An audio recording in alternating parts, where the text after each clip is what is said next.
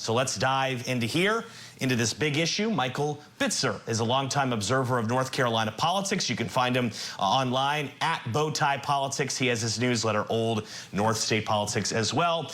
Michael, good to see you. You've been tracking the possible impact of the devastation in the Tar Heel state. What did you find? After all, North Carolina has already mailed out ballots to some voters there.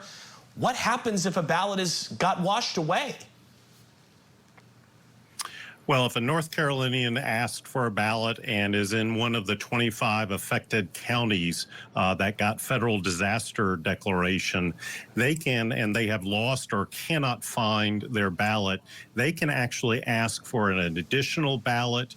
The original ballot will be spoiled. That will not count in any way, shape, or form. Or they could go and vote in person starting October 17th, and that mail-in ballot would also be spoiled. So there are some checks and balances, some relief pressure, but really we're talking about 25 out of 100 counties. 17% of all the registered voters in the state are in this disaster area.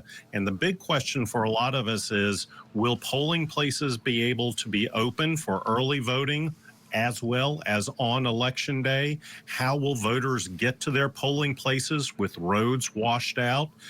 There's a lot to consider over the next several days before early voting in person starts in earnest.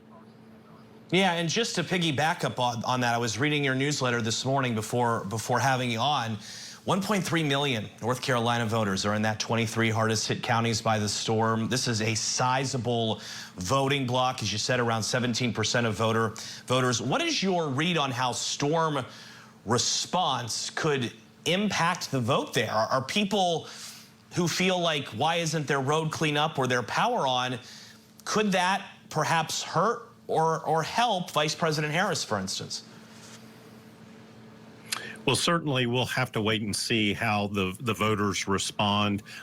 We are dealing with a unique dynamic in that the Biden administration has certainly plunged a lot of resources.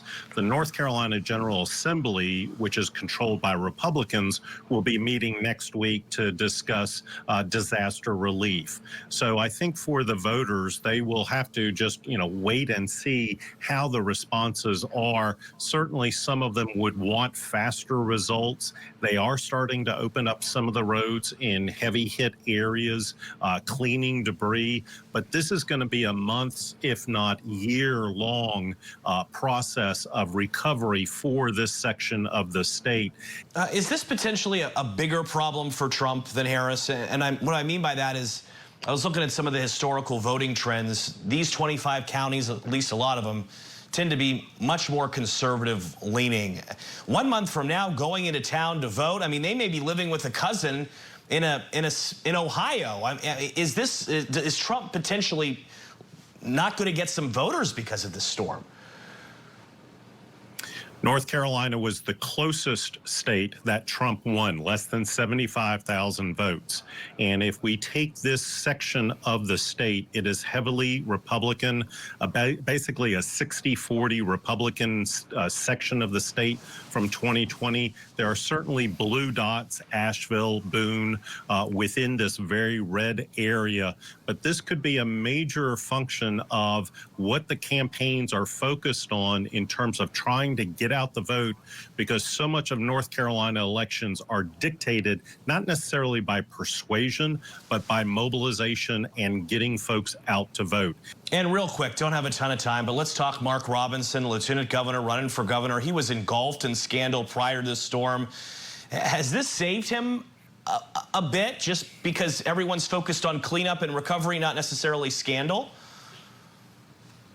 I think it certainly has pushed his scandal off the front pages, but it still continues to be there. He's trying to make hay of the low recovery efforts, but it's really dispelled by a lot of even Republicans saying they are appreciative of all the efforts that the federal and state government is making in this region. Michael Bitzer, a lot of people call you the dean of North Carolina politics. You know all the counties. First off, to your state, your beloved state, every viewer watching in North Carolina, our thoughts are certainly with you. Thanks for helping us understand the politics of all of it. Come back to the Race and Scripps News anytime. Coming up on the